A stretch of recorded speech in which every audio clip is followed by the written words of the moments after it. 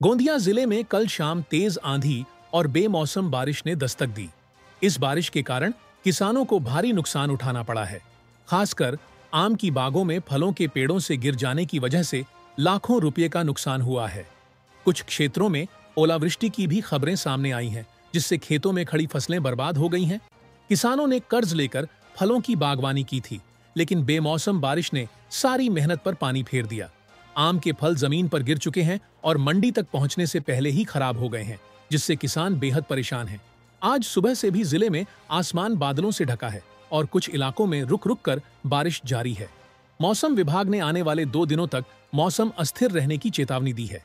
इस पृष्ठभूमि में किसानों की ओर से मांग की जा रही है कि प्रशासन तुरंत सर्वेक्षण, पंचनामा कर किसानों को आर्थिक सहायता प्रदान करे।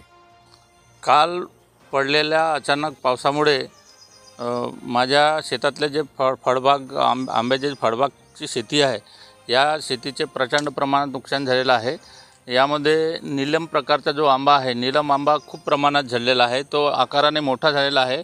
एक ते 1.5 किलोचा होतो, 1 ते 1.25 किलोपर्यंत आंबा होतो, परंतु तो अर्धा पाऊण किलोचा आंबा झालेला आहे। त्याच्या वजनामुळे की काय माहीत नाही, पण जो जोराचा सुसाट्याचा वारा सुटला होता, त्या वाऱ्यामुळे आणि गारयुक्त पाणी पडल्यामुळे खूप प्रमाणात नुकसान झालेलं आहे। फळगळती झालेली आहे। आपण पाहू शकता, हे खूप प्रमाणात फळ गळलेलं आहे। एकच नाही तर असे बहुत सारे आंब्याचे झाड आहेत, त्या झाडाखाली असे तुम्हाला खूप प्रमाणात फळ गळलेला दिसेल।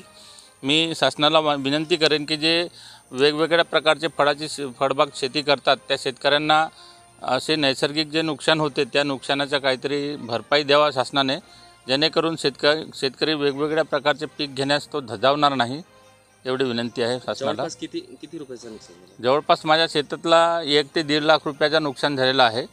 1 ते 1.5 लाख रुपयापर्यंतचे आंबे खूप झडलेले आहेत।